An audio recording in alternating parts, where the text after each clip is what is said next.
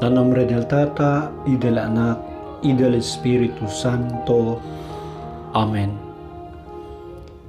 Señor, abrí el diamond labio y na diamond mga boca, ay anunsya kami el Dios de alabanza. Maga, hermano y hermana, ahora hoy reflecta kita na diaton vida, el palabra del Dios na Evangelio del diaton Señor Jesucristo acerca de Jesús takura con una mujer tiene hemorragia por 12 años. Lectura de Evangelio según con San Lucas.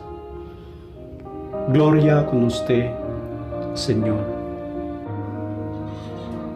Tiene una mujer allá que ella padece de hemorragia por 12 años, pero ninguno no puede curar con él.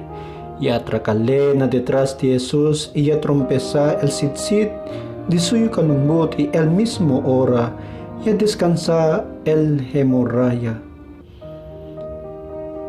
Si Jesús se pregunta, ¿quién man ya trompeza conmigo?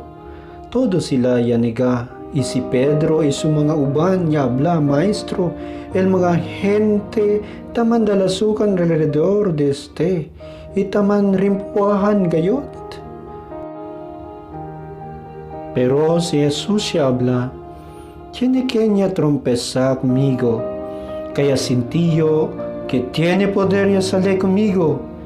El mujer ya mira kaya descubrí ya con él, por eso ya atracale. Tatimbla gayot.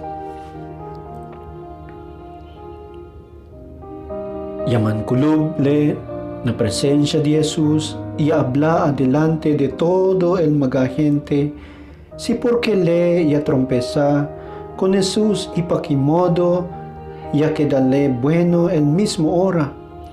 Si Jesús ya habla, mi anak, el de tuyo fe, ya cura contigo.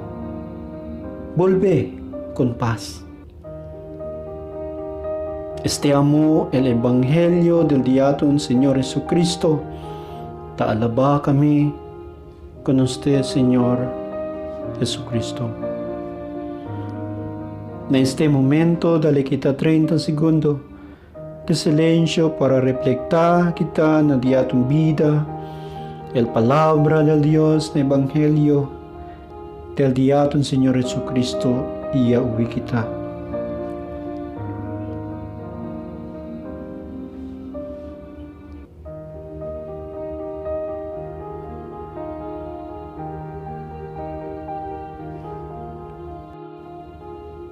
Reza kita, Señor, ya cura usted con el mujer tiene hemorragia por 12 años de por medio del de su fe. Tiene lástima ka namon. Con usted lang el diamond esperanza y salvación.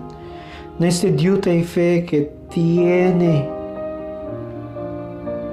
kami. Asileus kanamon na pandemia de COVID-19 que ahora taman kalayan entero mundo. Ayuda ka namon na ora taman lingasa kami na diamond vida. Señor, salva ka namon. Amén. En nombre del Tata, y del Anak, y del Espíritu Santo. Amén.